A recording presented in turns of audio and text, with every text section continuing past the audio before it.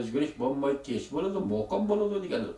Bu maqola bugun o'ylasam sal aldirab deyilib ketgan gapmi yoki bir umidvorlik bilan yozilgan buni bilmadim.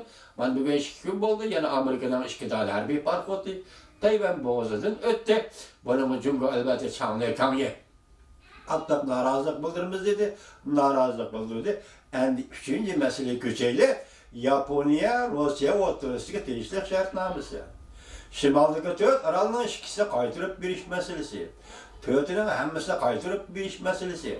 Bir Rusya'nın cahilliği, yani Yaponiya qaytırıp vermesligi. Bu aralı meseleler, Liksiyada sözlükende bu 4 aralı meselesi, adeta Rusya asker çıkılıp besibeli işlemesini sevmez.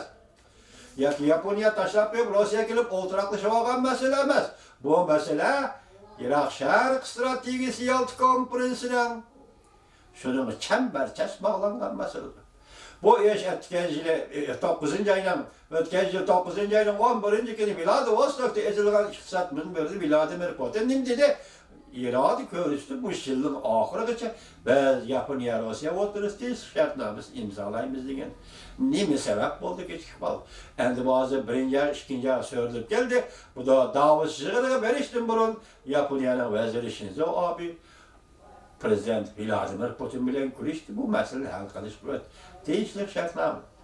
Hozir Jungo hukumati bunga qarshilik qilmadi deydi yutgan.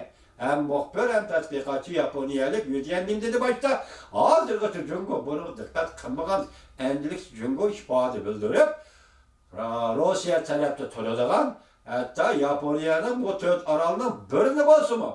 Qaytırıp ilişini mi? Körüşünü mü halamaydıgan? Herkes halamaydıgan Jungo bulup oturduğu çıkıvatıdığı değil. Bunun sebebi değil mi kendisi?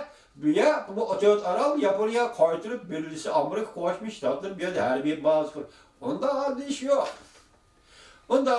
Japonya, Amerika koşmuşlardır. Dünyanın her kandayrda her bir bazı kurmendisi kuralaydı efendi.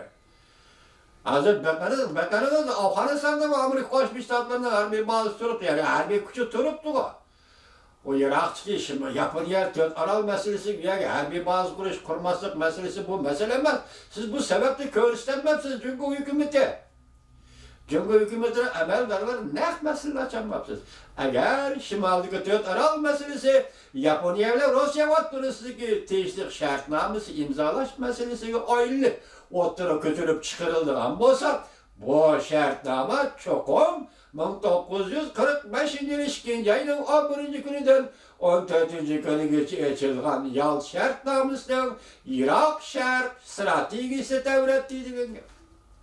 Iroq Sharq strategiyasi ko'tarib chiqishga to'g'ri keladi degan gap. Eğer bu 4 aral Yaponiya qaytirib berilsa, Yalta sistemasining Iroq Sharq strategiyasi inkor qilinadi degan gap. Iroq Sharq strategiyasi bilan setilgan, shuni bilan bir taraf qilingan, Uyg'uristonda qurilgan davlat asli kelish kerak degan gap. Uyg'uristonda qurilgan davlat asli kelish kerak degan gap. Yoki bu davlat masalasi o'tirg'i chiqish kerak degan gap. Buni Xitoy xohlamdi. Manjuriya meselesi, Mongoliya meselesiga bu bir qator masalalar o'tirib ko'tarilib chiqsa, buni Jungo hukumati xohlamdi. Men sizlarga boshida oxir so'zlab kelyapman, hurmatli vatandosh. Ba'zida bezar bo'lib ketgan, bezar bo'lmang efendim. Tarixni bilsangiz jin o'tiring, tarixni bilmasangiz chiqing bozorda. Bezar bo'lgan odamlar. Bu masala ko'tarilib chiqildi. Yalta konferensi, shartnomasi ko'tarilib chiqildi. Vaqtida Jungo nima deydi? Jungo nima deb javob qilish kerak? Jungo bu ishga kirish kerak, qanday qilish kerak, nima deb ifoda bildirish kerak? Hozir til ustida, tilsirat ko'rigi. Hozir Xitoy hukumati o'rtasida Rus-Yaponiya tegish shartnomasi va buning munosabatli 4 aral masalasi va 4 aral masalasiga munosabatli Yalta shartnomasining Iroq Sharq strategiyasi. Til ustida. Şunu yetib keldi ish bo'ladi. Tegishli shartnomasi imzolanmadi. Masalalar to'liq o'tirib chiqmadi. Lekin bu imzolanish kerak dedi bu da. Bu shartnoma imzolanish kerak. Bu aralda ish kirib bo'lsa, qaytarib berish kerak dedi Shinzo Abe. Demak, masala shu yerga kelgan bo'lsa, bu ish qo'lga chiqadi bu degan gap. Bu to'g'ri gap bo'ladi degan gap. Dal shunday vaziyatda ko'ryapsizlar.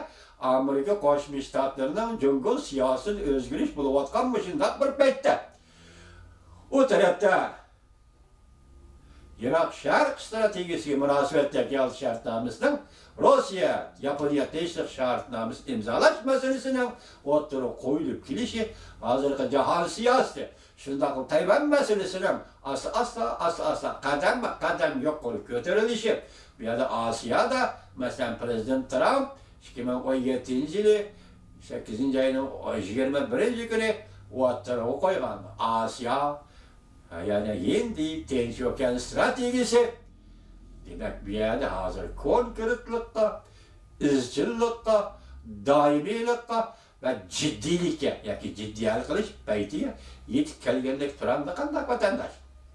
Hozir biz vaziyatni shunchalik tahlil qilaylik. Xayr-xo'sh vatandaşlar, keyin yana uchrashimiz, vatandaşlar.